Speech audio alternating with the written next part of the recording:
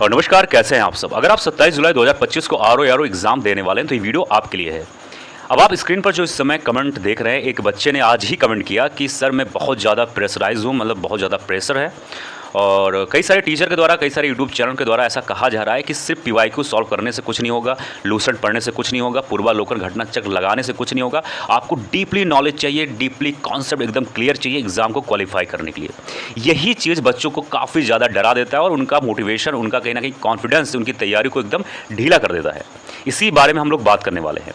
देखो, मैं आपको सिंपल सी चीज़ समझा रहा हूँ, आपकी भाषा में आपको शायद समझना चाहिए।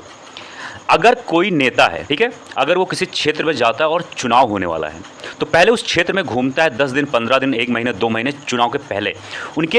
अगर कोई बढ़िया नेता है, समझदार, मैं सबके बारे में बात नहीं कर रहा हूँ, तो पहले उनके बारे में समझता है, उनको क्या दिक्कत है, क्या तकलीफ है, क्या कमी है, उनके दिक्कत को समझता है, फिर अपना वादा उनके सामने रखता है, उनकी मांगों को वही पूरा कर देता है, फिर जीत जाता है।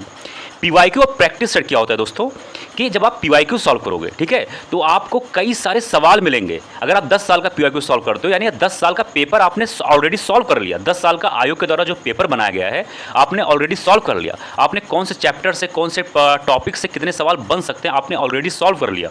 जब आप प्रैक्टिस सॉल्व करोगे तो एक टॉपिक, एक चैप्टर से जितने सवाल बन सकते हैं आपने सॉल्व किया।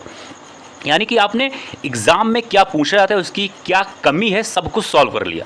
अब बात आता है डीप नॉलेज और कॉन्सेप्ट क्लियर। देखो, पीवाईक्यू से या प्रैक्टिस से कभी भी डायरेक्ट सवाल आपको नहीं मिलेगा, एक आध सवाल छोड़ दिया जाए।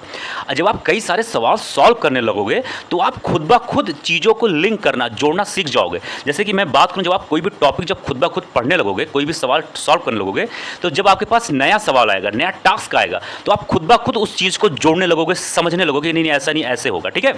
तो पीवाईक्यू और प्रैक्टिस सॉल्व करने से ये फायदा होता है। और कॉन्सेप्ट क्लियर क्या होता है, देखो, डीप नॉलेज क्या होता है। आपको प्रोफेसर पीएचडी नहीं करना है, ठीक है, नहीं बनना है। जब आप कई सारे सवाल सॉल्व करोगे, कई सारे पीवाईक्यू सॉल्व करोगे, तो आप खुद ब खुद आपको मालूम नहीं चलेगा और आप डीप नॉलेज की तरफ ही बढ़ते चले जाओगे, ठीक है। जब आप पीवाईक्यू प्रैक्टिस सॉल्व करते रहोगे हमेशा, तो आप खुद ब खुद उस चीज़ को जानने लगोगे। आपके अंदर डीप नॉलेज आता रहेगा, आपको पता भी नहीं चलेगा। आप क्या डीप नॉलेज कर लोगे, आप कोई भी टॉपिक ले लो, 1857 ले लो, 1910 ले लो, 1909 ले लो, सेम टॉपिक हर जगह मिलेगा। इंपॉर्टेंट होता है कि आप उससे संबंधित कितना सवाल सॉल्व कर सकते हो। हमेशा हर टीचर के द्वारा आप यही सुनते हो हर साल कि इस बार नया पैटर्न है, नया एग्जाम है, नया सिलेबस है। ऐसा कुछ नहीं होता है।